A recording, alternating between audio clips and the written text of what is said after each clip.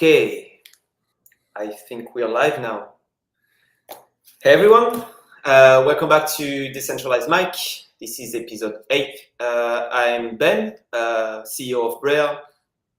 We are a product agency, product studio, working on Polkadot, specialized in UX.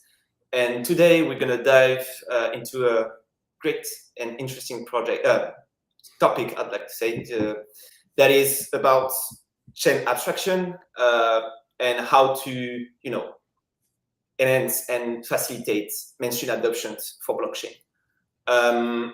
So whether you are end user tired of juggling, between wallets across chains, or developer looking to build once and deploy everywhere, chain abstraction is the glue holding the multi-chain future together.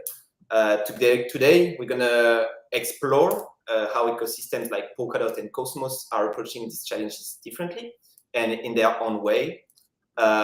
So also, most importantly, I think that's what the audience is interested in.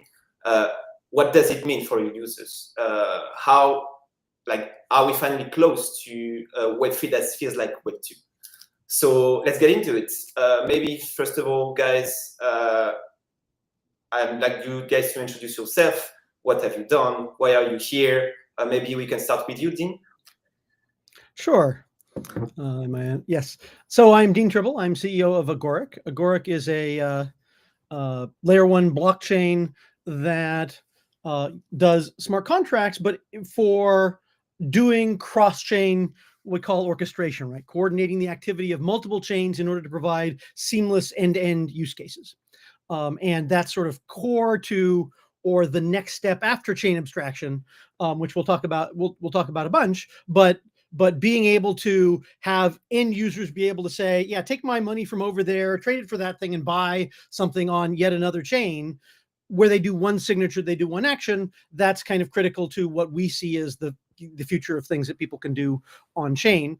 And so we have a platform for that. We are now switching over to actually using that power to build end user applications, right? Using that power to solve problems while other people can come in. We've been building up all this leverage and are excited to actually start using it now. Thanks, Dean. Seun, if you want to go next. Yeah, sure. Hello, everyone. My name is Seun Lanege, and I'm the co-founder of Polkadot Labs. We're the developers behind Hyperbridge. And I like to describe Hyperbridge as a co-processor for interoperability. When it comes to bridging chains, there's a lot of proofs and cryptographic authentication involved that allows for secure exchange of data and assets between blockchains. And unfortunately, it's the case that not a lot of blockchains can perform these operations on their own. And so Hyperbridge is there as a co-processor for these operations and is able to authenticate the cross-chain messaging and flow of assets between chains. We've been building this for a while, over the past 2 years, and I think we now have DAOs that are now starting to use Hyperbridge, and we are also building our own end user applications on top of Hyperbridge because ultimately it's really just developer infrastructure. Thanks, Hugh. And then Zaki? Yeah, hi, I'm Zaki. I am a co-founder of a protocol called Sommelier. SOM is a sort of cross-chain vault primitive, but I've been working in interoperability for many years to help develop a lot of the core Cosmos infrastructure, and I work on lots of different chain abstraction protocols. So that's sort of what brings me here. Thank you, Zaki. Okay, so maybe let's introduce our subject of today. And I think the best way of introducing it may be to define what is chain abstraction get. So who wants to go first? Who wants to define with their own words, like what is chain abstraction? Dean, you want to go first? Sure. Yes, and we I think it was Everclear that first coined the term, but Agoric, Near, Frontier Labs, and so forth kicked off a whole big push for chain abstraction last year that really got that ball rolling. And at its simplest, it is users want to use Web3 applications and services without caring about the underlying chain, right? My analogy is when I go to buy a hamburger in DoorDash, I do not care whether the restaurant or the service is implemented in Google, Azure, or Amazon. What I want is a hamburger, right? And so when I go to say I want, Steak Celestia token, or I want SOM, or I want, whatever it is that is the service that I want, in high yield investment across a variety of different yield opportunities in Web3, I want to push a button and get that. I don't want to think about they're on different chains, they're using different wallets. Right now, there are many things that people want to do where, to get my money from Compound in Ethereum to buy a token in Celestia, I've got to use, 2 bridges, 4 wallets, and 6 signatures, or some crazy thing. It's nuts. No one does that in Web2. And we got to get past that in order to get something that lots of the rest of the world will use. And so I'll add one thing. There are many approaches to abstracting those elements, but the key user challenge is give users what they want without them having to think about the underlying infrastructure. Shen, Zaki, do you want to add something there? Yeah, I mean, I think Dean already covered the most part of chain abstraction. I think I would take it a step further and say that chain abstraction is ultimately the unification of blockchain protocols, the aggregation of them behind a common interface, right? Like the reason why Dean, you can go to a coffee shop is because the coffee shop speaks HTTP, they speak HTTPS, they have HTML websites that you can just browse, and that kind of abstracts the entire backend. And so this is also what we're trying to build out at Hyperbridge, is this like common interface that can essentially unify all the different blockchains, allowing developers to build new kinds of cross-chain experiences. Thanks, Sean.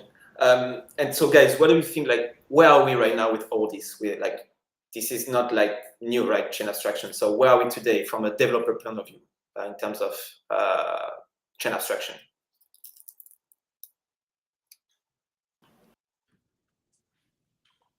There's go ahead.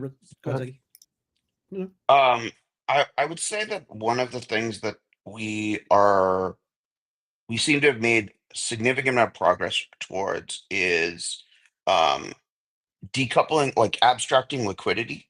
So probably one of the things that people probably remember the most from the last cycle was, oh well, like there's liquidity in DeFi between assets on Ethereum or assets on Solana.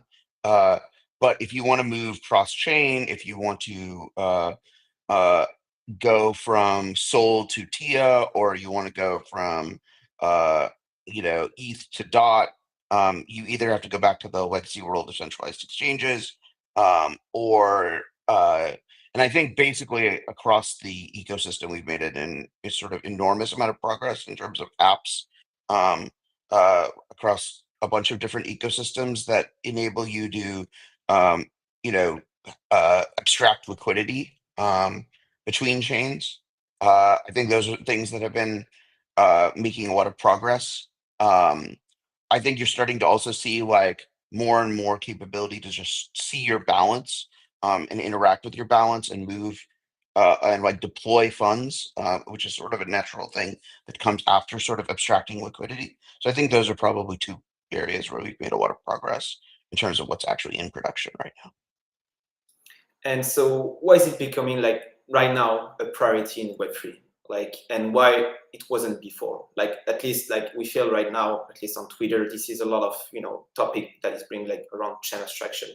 And this is a topic like hot topic right now. And according to you guys, why?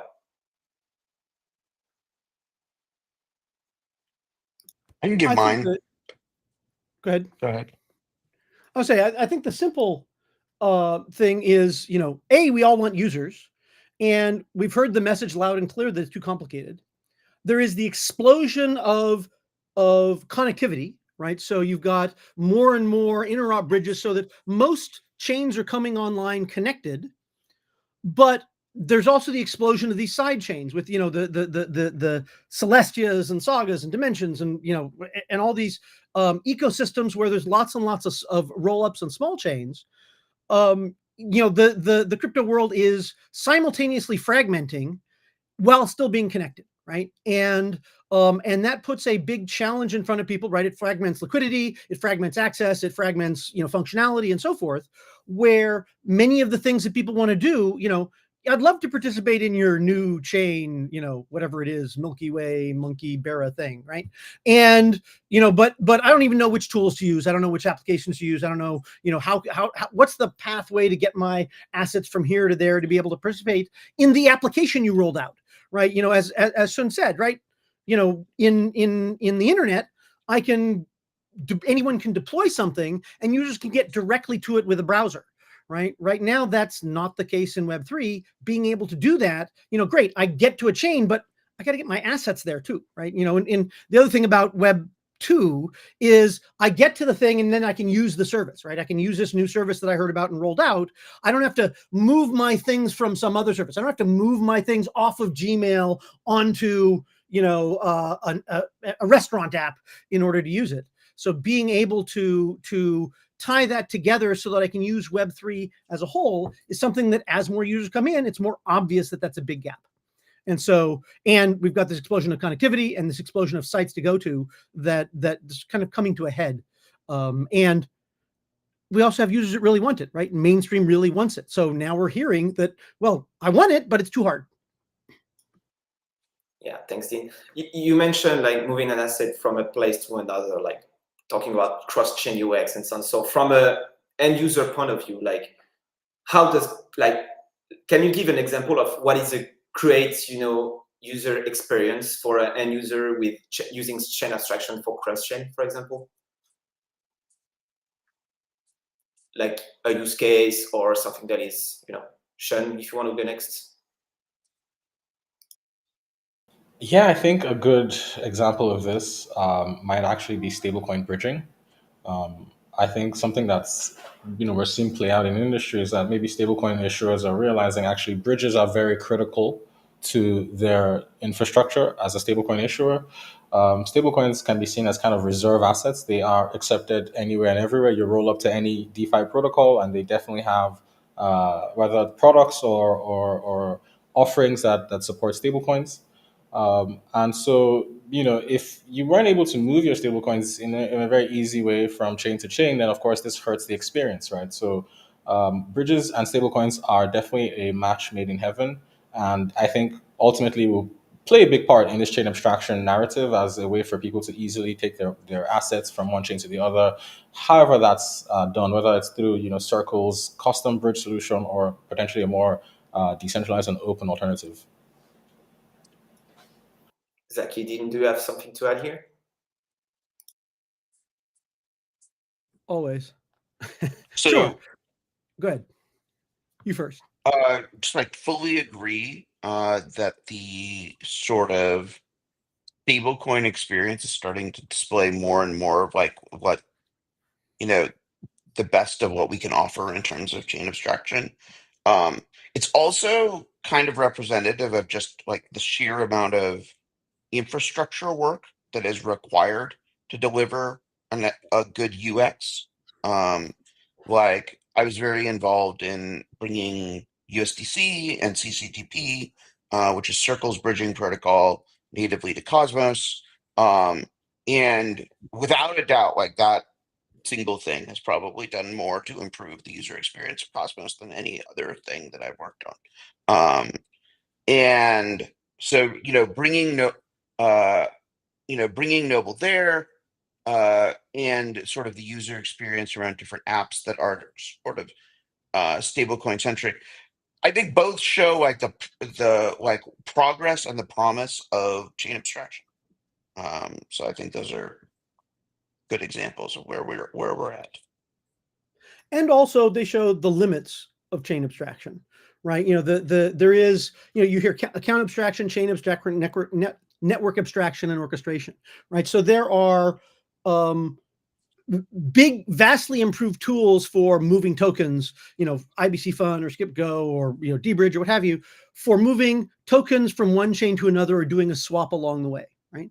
And that's really great right? It's really nice to finally be able to go to one site and, and push a button, and then it will sort of take me through the process of, unbond my things, move them over this bridge, move them over here, swap them for, for Tia, take it to Celestia, and now do your thing or whatever it is.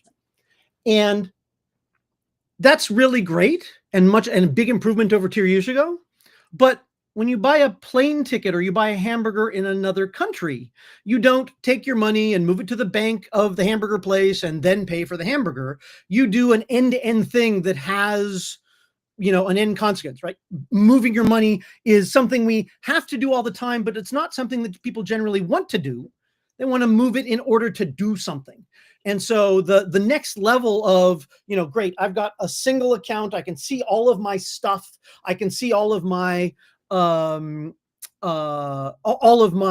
my assets in all the various chains and ecosystems that I'm in, and I can have one user interface for being able to authorize a transaction here. What I can't do is, take my money on Solana and buy an NFT on Polygon, or take my money that's, in DYDX and buy a ticket on Omniflix, right?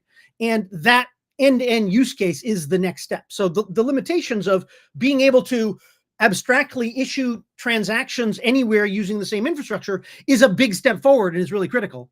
But, the next thing is now directly being able to support, these multi-step use cases that expand over time. Thanks, Dean. I think we can take also some questions from the audience. By the way, guys, don't hesitate to drop comments or even questions. We're going to take time, like if we can, to answer them. So let's take this one, for example. Does tokenization of every layer and every app disincentivize chain abstraction?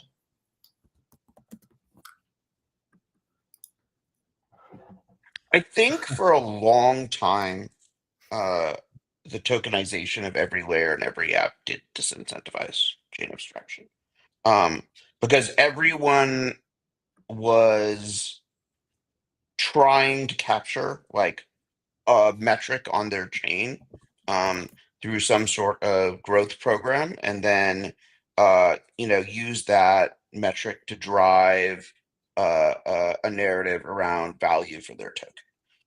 The sort of L1 rotation play. I think that we've seen that whole sort of economic structure like firmly die, and most teams now realize that the only strategy to acquire sort of durable value is to acquire breakout applications. And breakout applications need access to users. And your effort is much better trying to increase the addressable market of people who are building in your ecosystem rather than trying to capture some amount of TBL or users and make it very difficult for them to move ecosystem to ecosystem. Sean, do you want to add something here?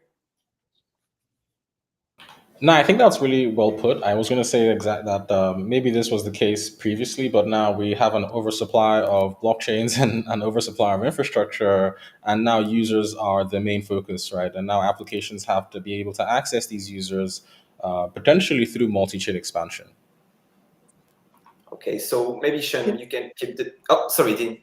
Go ahead. I just had to follow. In Web 2, with the growth of Web 2, one of the things we saw that was similar, was every layer of the stack people were trying to get and own the user. And we'll probably see that again in Web 2, right? Where okay, the browser now owns the user. Now, the last mile of your fiber tried to own the user, and the app inside tried to own the user, and the portal that was an app inside that was licensing things tried to own the user. And so there's a similar trying to stack on of getting the data about the user, the info about the transactions, all those kinds of things that we will that is some of trying to extract value, where you add a little more abstraction and a little more power in order to bring more users and capture some of that value stream.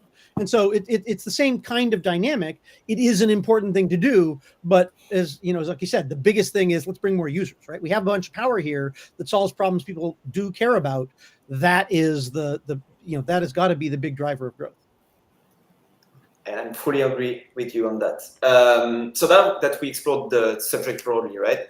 And I think it's time to start comparing approaches between Cosmos and Polkadot, right? Like, so what are the differences in terms of interoperability and abstraction between Cosmos and Polkadot? Who wants to go first? Sean, you want to go first?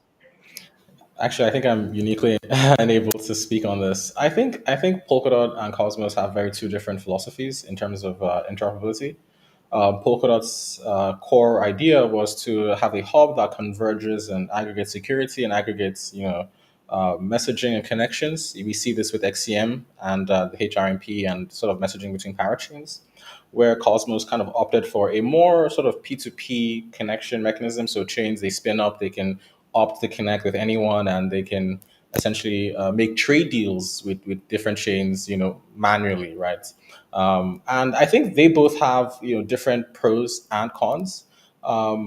This is entirely left to the developer as to what application is suited for what. But I would say longer term, the hub approach actually has better economics, because given the fact that you're basically giving all these connections for free, so you don't actually have to work for them. You connect it to the hub and you get all these other connections for free. Your applications become immediately interoperable with all these different chains for free. And potentially, of course, you get this security as a byproduct of this. Dean, Zaki? So I would say that the Cosmos approach, to describe it as one approach, is probably not really an accurate description of where we are.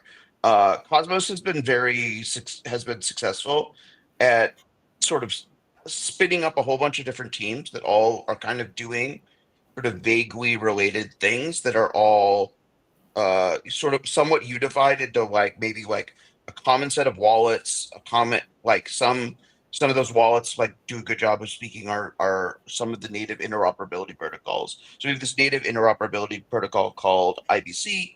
For a long time, one of the big gaps in that IBC protocol is it didn't connect to Ethereum. So that was recently a thing that changed with the launch of IBC Eureka. One of the things that is enabling for Cosmos is better asset level interop across chains and ecosystems. And then what the question that is really, so I think the question that is for a long time, like, for when we built Sommelier, for instance, almost 5 years or 4 years ago, we had to build our own bridge to Ethereum and sort of knit together our own solution for that. Now there are more services available in Cosmos, like IBC Eureka, that basically just enable teams to get Ethereum interop out of the box. Interop solutions for Solana and ETH2s are coming to Cosmos in a broader way. But so there isn't just like that statement. There's not just like one approach has kind of been characteristic, and basically at this point we're taking a very pragmatic, like across Cosmos, people are taking a very pragmatic sort of user journey centric approach to what needs to be built.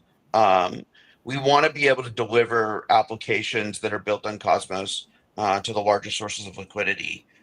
There's persistent demand from the lots and lots of teams that are building in the stack about how do they access users, how do they create assets within Cosmos and deliver them into other environments, and how do they do this without having to invent the wheel themselves?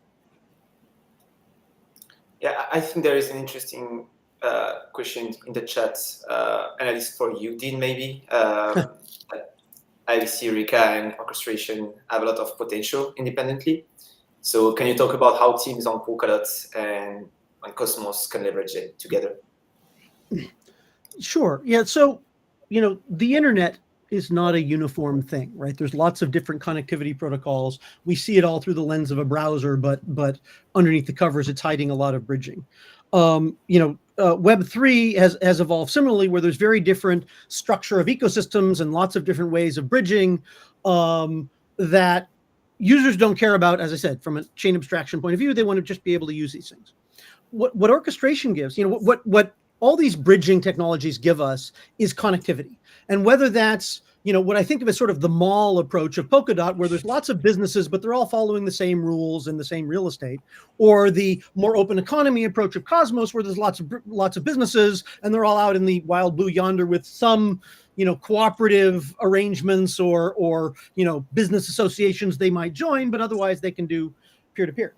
But being able to talk all over all those bridges, end users don't care, right? I can go to a hardware store in a mall or not in a mall, and I can still buy a hammer, right?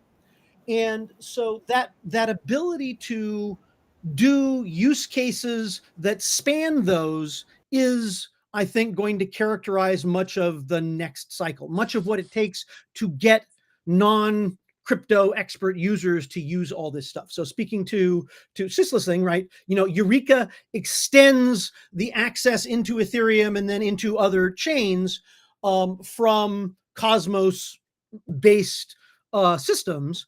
That just reduces the distance, if you will, the friction of having something running on Cosmos talking to those other chains, and and including as it extends out to Polkadot. I mean, you can use XR, you can use various IBC implementations, you can use Wormhole, you can use Eureka. Eureka has more performance, lower cost, better expressiveness, whatever.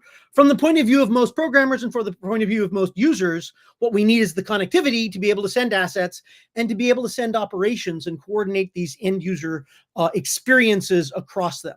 So that I think it was the sites that are selling tickets. If I've got I've got all these chains or roll-ups that are implementing something, right? Omniflix with tickets, Stargaze with NFTs, Ellis with DEXs or perp markets, right? Osmos, all these things, all these app and Polkadot has the same thing, where there's these chains that are providing some application, but those don't exist in a vacuum. I need to be able to take my money from where I've stored it to get yield, just like I'm paying out of a money market account, take it over to buy that NFT or buy that ticket or, buy that, meme coin, if people still do that, right? Buy all of these things.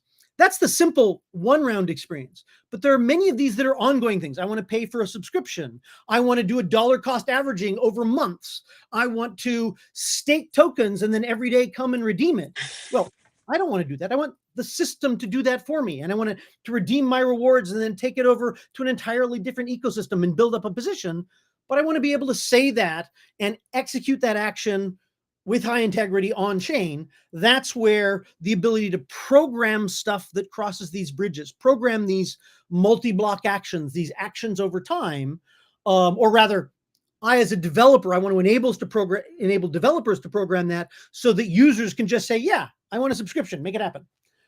That's the kind of thing that they're asking about, where there are services that are valuable in Polkadot. They would be more valuable if they could be easily reached from the assets in Ethereum, if they could easily be reached from the assets in Cosmos, and vice versa. Right. And so Eureka makes that distance smaller, makes that access faster. And as you do that, as we saw with the internet, you've got, internet started with these clusters of networks, and then they started getting connected. And then people started being able to uniformly reach across them and build processes that span them over time, such that now you can pull out an app and order a hamburger, and you have no idea that it's invoking 30 different services on 4 different networks to be able to just deliver you a hamburger.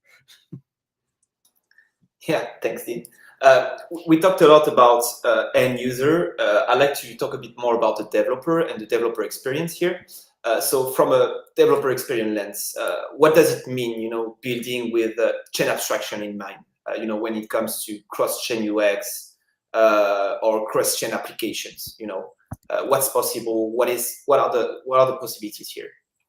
Sean, if you want to go first, or... Yeah. Could you repeat the question? Sorry, I apologize. Sorry, you want me to repeat? Yes, if you could repeat the question, sorry. Yeah. I wanted to focus more now on the developer experience and really the developer lens, right? Like when it comes to build, a cross-chain application, what does it mean, chain abstraction, like in all this? How do you keep that in mind and how do you build with that in mind? Yeah, I was gonna quickly take the question. At Hyperbridge, we're now working with teams in the space that are now building applications on top of Hyperbridge's infrastructure. One thing that we've seen is that a lot of people are trying to build applications that circumvent, finality times, right? Ethereum, for instance, notoriously has very high finality times, and applications like, for instance, intents, which are able to essentially change the flow of bridging, right? Instead of having to move the asset there through a slow consensus bridge, you can have market makers, you can have fillers give you the asset on the other side, and then they can come back and redeem, on their own time. So I would say these are the kinds of things that developers are starting to think about when it comes to chain abstraction. User experience foremost, like what is the user experience for using all these multiple chains at once? Are users going to be stuck waiting, waiting for confirmation times, waiting for finality times? That's something I've seen that's very, very interesting. A second thing I think is that we're now at a place where most of the chains are now pretty well connected. And so it's not impossible that you're able to take your application and just simply redeploy it somewhere else and still be able to share, to some extent, states with your other deployments, right? And this can definitely enable new kinds of applications. I think another cool team that we're working with is a cross-chain lending protocol that is able to take liquidity from different sources and is able to then give you a loan on any chain that you want to have this loan on, right? And so these are new kinds of applications and new kinds of experiences that are enabled when you start to think from this chain abstracted perspective. And okay, I don't want to care where my users are. I just want them to be able to do X, Y, Z, and we take care of the rest. Zaki, Dean, do you want to add something here? As a Always. developer, building a cross-chain app using chain abstraction, how does it mean? There's a lot of attention on intents, and searchers thinking about, sort of the across style model to do a swap and whatever. But intents are really the user experience, right? Intents are, I have a thing, I would like this to happen, go figure it out, right? And there are multiple ways to implement that. So again, it is one of those things where the most, in some sense, the most valuable thing about intents is, users want something and crypto implementers are caring about what users want, right? If people take away nothing else, it is that the thing to do is figure out and care about what users actually want and go support that, right? Rather than inflict, the technology on them where they're expected to know how to use it, what to do, and buy into whatever, techno stack we implemented or care about. That you can reach a few thousand people that way, but you can't reach lots and lots, but you can't reach hundreds of thousands or millions of people that way, because to do that you've got to solve their problem in a way that they can use it.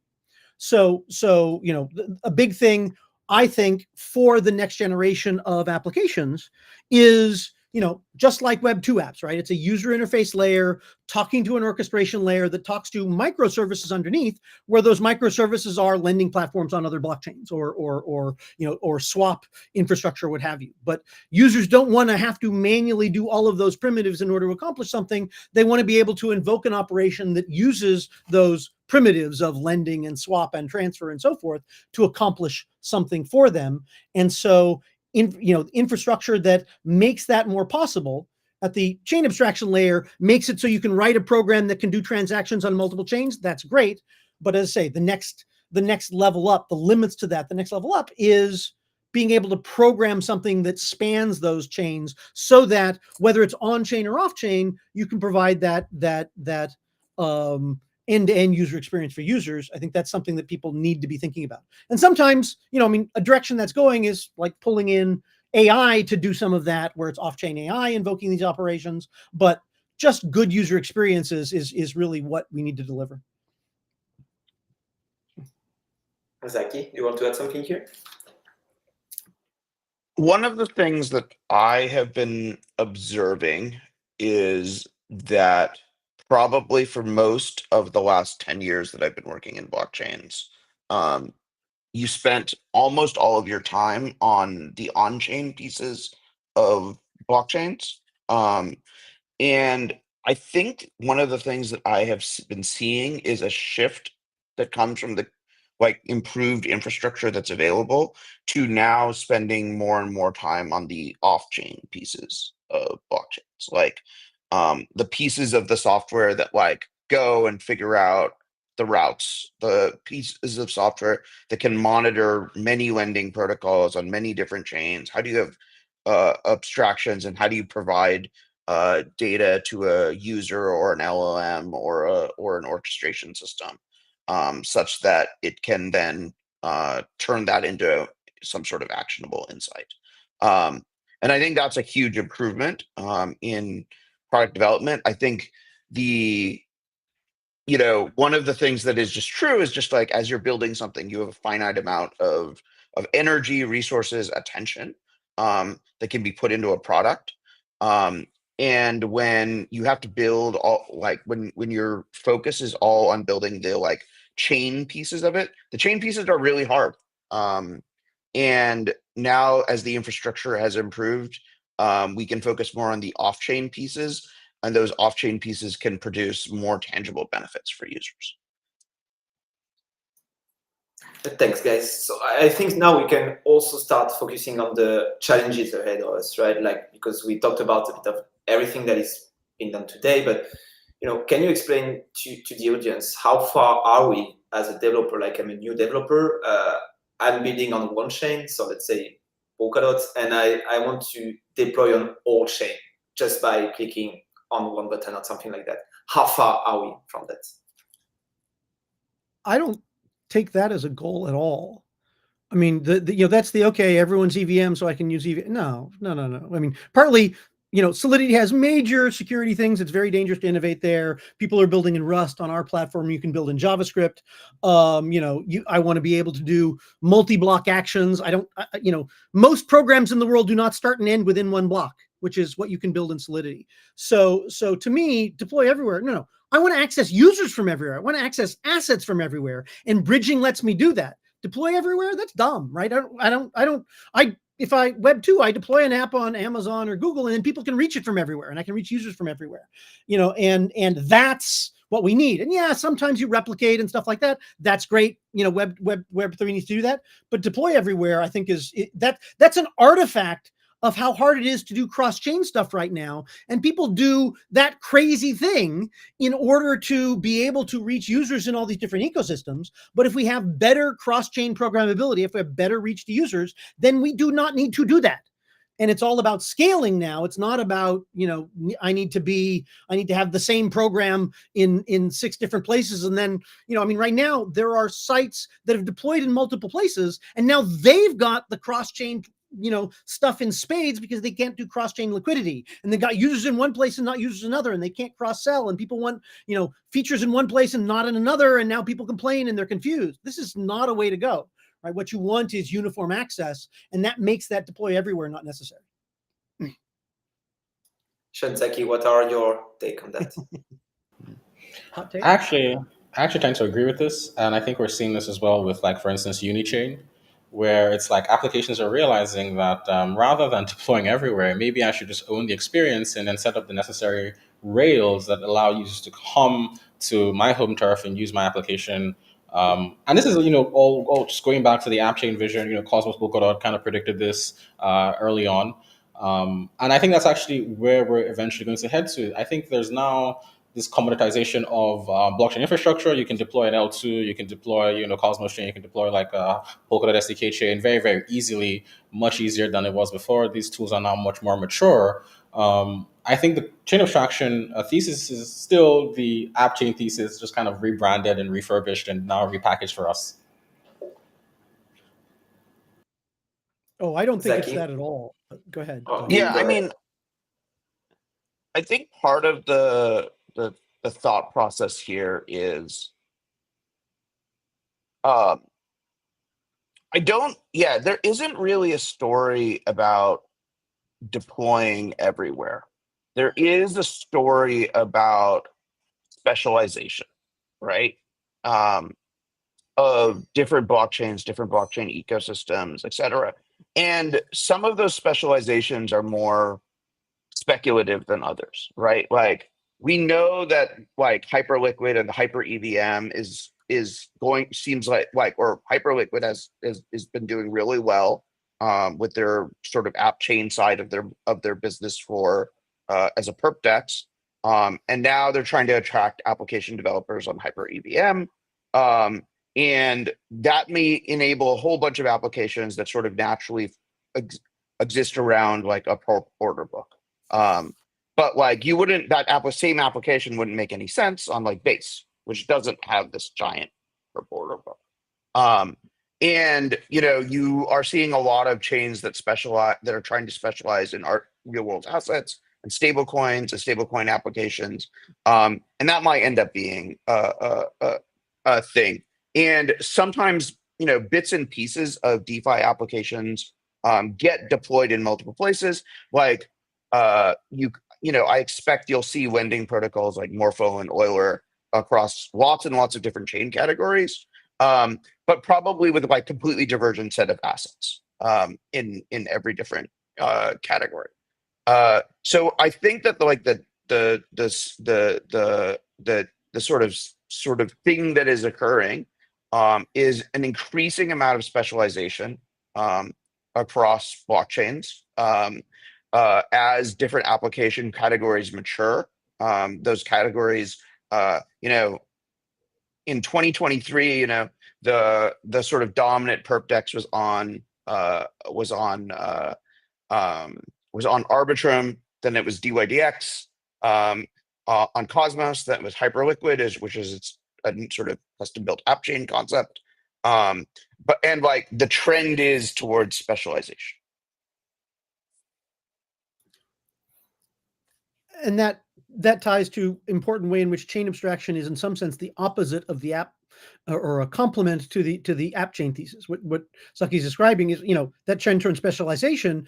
A chain that does liquid staking by itself is completely worthless, right? It needs staking token to wrap, and then it needs a market to take that liquid staking token to use it in. Otherwise, no one cares about the liquid staking token, right?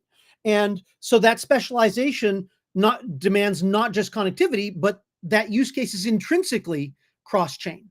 And so so that demands that explosion of all these smaller specialized chains demands chain abstraction to be able to even touch them all and handle them all. And as I said, it demands more. It demands the programmability of something like orchestration to be able to build those end-to-end use cases. But fundamentally, the explosion of app chains creates the situation that has driven that transition to people realizing, being able to abstract across all these chains is really important because there's 100 of them, and I just don't want to think about 100 apps to be able to manage all this stuff. It's never going to happen. And so chain abstraction is the solve for that challenge. So according to you guys, what are the biggest barriers right now for implementing, seamless chain abstraction? Like from a regulatory point of view, gas fees, like your UX technical point of view, like what are the biggest challenges today?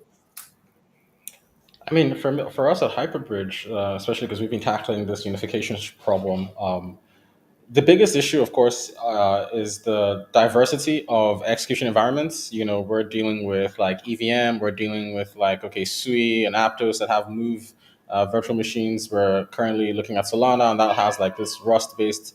And I think the EVM as well is going to go away, with Vitalik's new proposal, and there's not going to be RISC-V. This presents a mess of implementations that bridges need to have.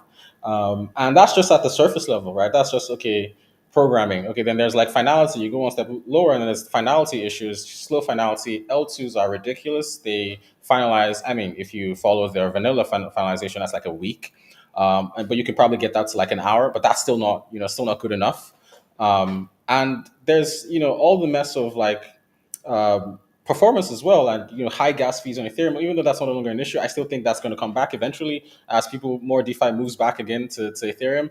So there's just a lot of problems in terms of especially people who are building this chain abstraction infrastructure. I think the people who build applications on top of this infrastructure, they wouldn't really be exposed to these problems. They just use infrastructure, and that's kind of their prerogative. But I would say that the implementers are not going to have a good time. You've brought up the finality time a couple of times.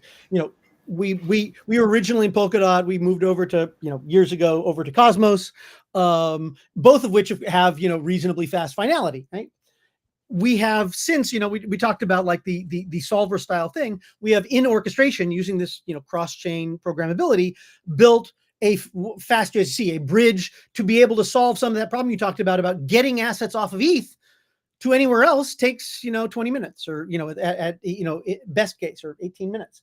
And being able to and so you've got the solver style intent style systems where you have market makers and it requires capitalization and it's all opaque and private. We did something like that entirely on chain, using CCTP underneath to settle, but it does the automated advance to be able, when someone says, hey, I need my money, let me start it transferring, it'll advance them the funds and eventually it'll trickle over with CCTP 20 minutes later. And so it gives you that while you wait, get me my money in 30 seconds kind of thing. But the thing that is so hard to internalize coming from these fast finality environments is that tyranny of that 18 minutes or 13 minutes, whatever that, depending on how you count, right? That the idea that the ability to talk to stuff on Ethereum for finality takes so long. It's just hard to imagine what that's like for bridging between Ethereum nodes, between Ethereum and the real world, all those kinds of stuff. And that's something that will continue to be a complication in any broad cross-chain thing that people will have to internalize and address when they think about how do I make my liquidity available, or how do I make an action available. And some of what all of us here get to do is enabling people to build in fast finality environments, in fast environments. And, maybe it's Solana, Cosmos, Polygon, or Polkadot, et cetera, right? Those are the places where you can really get complicated things done. And then just, reach out over Eureka or other protocols to be able to make them available into the slow zone of Ethereum where there's lots of assets, or to be able to control the assets on Ethereum. And so, I encourage, as builders are going in, pay attention to that and think about building in one of these fast spaces, because the distance between the platforms we have for doing rapid application development and execution and the Ethereums of the world that have lots of assets, that difference is closing very, very fast. As we simplify and speed up that interoperability, that makes those places, the assets there and the users there, much more accessible to stuff that is built in infrastructure like Cosmos and Polkadot. Zaki, according to you, what are the biggest barriers for implementing, chain abstraction today? It is very much that the two largest sources of TVL, ETH-L1 and ETH-L1 and Solana, are the hardest chains to interoperate with. And that's just like the state of the world. But I imagine that this problem is going to get, substantially improved in the next. Well, when ETH is going to, the ETH finality problem around interop, I don't know when it's going to get better. We'll see. Maybe Tomas will light some fires and we will see some progress in less than 5 years. But so we'll all be chewing glass on the ETH finality problem for a while. But the Solana interop world is rapidly evolving, and I expect is going to become a lot less of a barrier from an interop point of view. And I think that the interesting delta continues to be that the token casino structure has been the thing that has absolutely resisted chain abstraction. Anyone who's tried to build the chain abstracted token casino use case has fallen flat on their face so far. There's been a bunch of attempts, and it has not worked so far. So like the casino the like meme coin casino that existed on Ethereum for many years, was only overthrown by a new casino that existed on Solana, but not any sort of true cross-chain thing. And so I think that use case, but then the other two big use cases in crypto, one is the perps market and the stablecoin use case. Those things have become more and more natively chain abstracted, just like as like every second goes by. I think we saw today, like one of the things that I woke up to was Circle announcing a payment network, and like I got a message from a colleague that was like, "Is this a chain?" And it's like, well, it's not a chain, but like it's just a chain abstracted thing. Like it'll probably settle anywhere that native Circle USDC exists. And so you have this you have things. There's been a gravitational force towards that. Okay, thanks, guys. So we talked about chain abstraction, cross-chain UX. There's a lot of more and more we're talking about also account abstraction, all that kind of things. So according to you guys, where are we going next in terms of UX for chain abstraction in general? In terms of what? UX, user experience.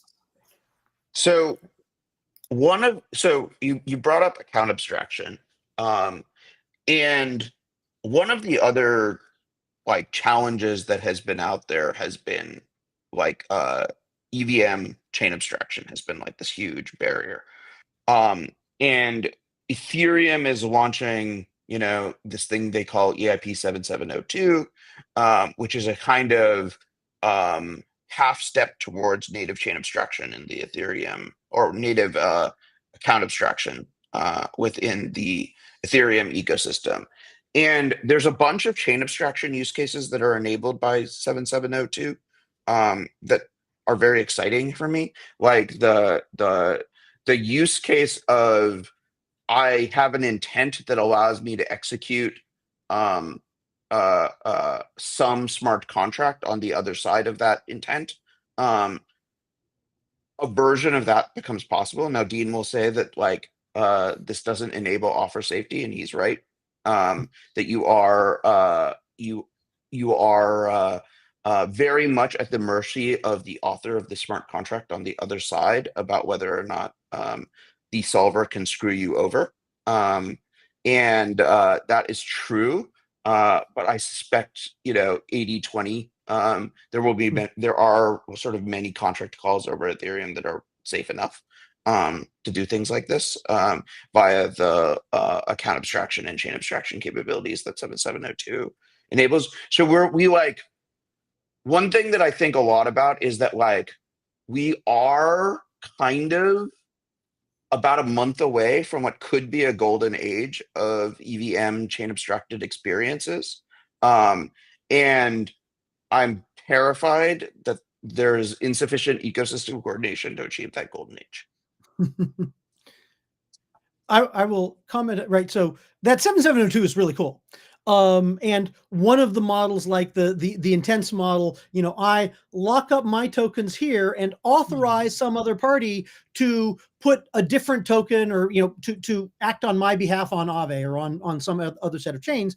And so what that lets me do is an arrangement where I can lock up. They deliver tokens on my behalf almost instantly and bring back the proof, and so they then get my tokens here. And that gives you, this offer safety, this ability where each side is protected, because this escrow won't release my tokens to the market maker until they've delivered.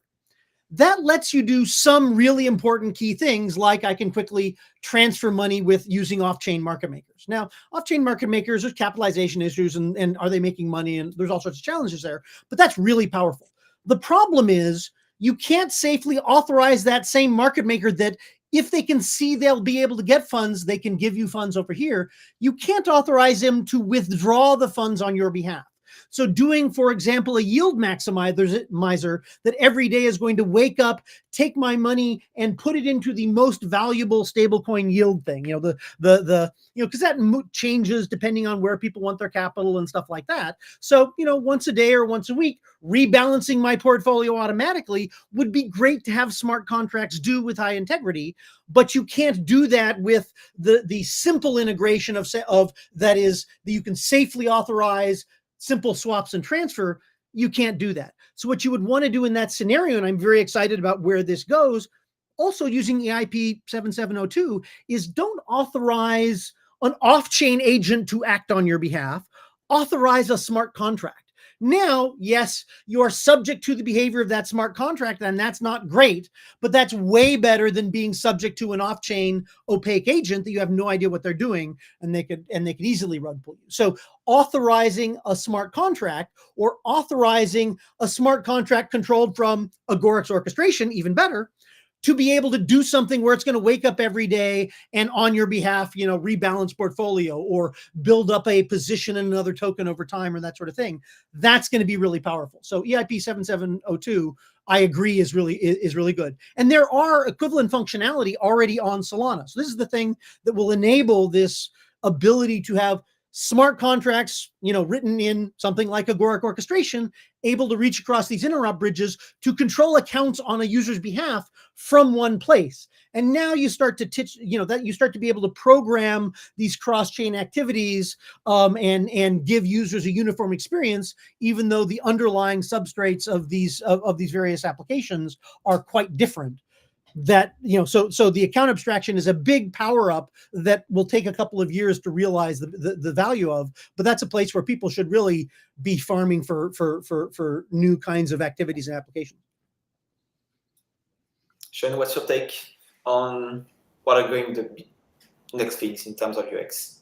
No, I think I pretty much agree with Zaki and Dean. I think 7702 is something that we've also been pretty much waiting for at Hyperbridge, is that it allows for you to now carry assets and instructions to be executed, and you can execute them from the perspective of the user's account, and this just wasn't possible before.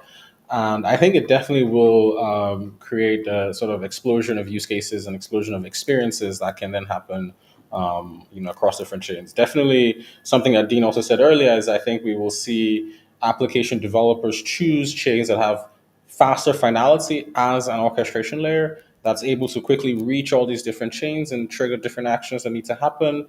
You pair that with 7702, and I think you really have a killer crushing application. Okay, thanks, guys. And yeah, we have a few minutes left, so I'm gonna ask one last question. And I think everything that is kind of a buzzword, which is AI, right? Like AI is a bit everywhere nowadays. So how AI agents and AI in general will help chain abstraction in all this? So many ways. Go ahead, Zaki. So I think while AI is, so I think that there's two components that are basically where I see AI making a difference. One is I think one of the things that teams we've enormously grappled with at SOM is just the cost of maintaining integrations with lots of different chains, lots of different DeFi protocols. And I think AI is a huge multiplier, frankly, in terms of decreasing the cost of doing that. I found that you can replace teams of people with a cursor, and there's just an enormous amount of leverage with being able to operate on a smaller team, but still be able to do lots of different integrations with lots of different chains and protocols. So that's one huge point of leverage. And I think so just making this whole thing much more sustainable from an economic point of view is one aspect of it. But I also suspect that there are net new applications for crypto that come with AI. But I'm still in search mode to discover what those are. So it is a bit of looking over the horizon. I don't think anyone's figured it out yet, but there's a lot of people running experiments. I'm spending a lot of time experimenting and thinking about it. And it's definitely, we need more product. So I think that's a huge area. Yeah, there are people that are sort of thinking the wrong thing about AI, right? AI agents, that's interesting, that's cool. At some point, someone will empower an AI agent acting on their behalf to interact with Web3. This is one of those places where chain abstraction and orchestration especially make that more tenable, right? It is not, it is the case that AIs can handle lots of detail in some important ways, but providing entry points that let you access assets and services in a bunch of different places is more powerful. And it means a lower level AI can access and control more things more clearly to the user, right? Rather than here, I'm going to generate a bunch of solidity that you can't understand in order to accomplish your goal. I can generate something that looks more like straight line code. That is, go do something on Solana, invoke this bridge, do something on Agoric, invoke this bridge, do something over on Base. A human can understand that even though it's generated by an AI. But the thing that people are going over the top with that I heard, in some recent things is, okay, I can use an AI to do dollar cost averaging in this easy way with off-chain AIs that are doing the thing where I said that basically corresponds to every day wake up and buy $100 worth of this token. I don't want an AI doing that.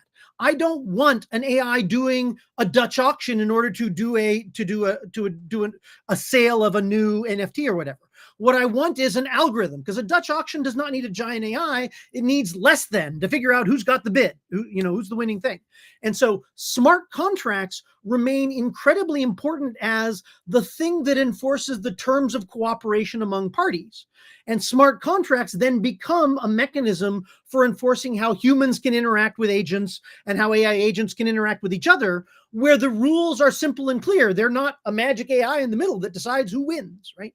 And so there's a big complementarity between AI expanding our ability off-chain or even on-chain, but the fundamentals of the plumbing needs to work, and it's not about AI, it's about having robust plumbing working, like what Sean stuff does, or the smart contracts and the programming of that needs to have high integrity, where it might be that an AI helped create it, but when an auction is running to decide who wins, it's clear auction code, and we can really understand the economics of that. It's not some clever AI that's going to somehow do a better job of allocating radio spectrum. That's not what people want to pay money into.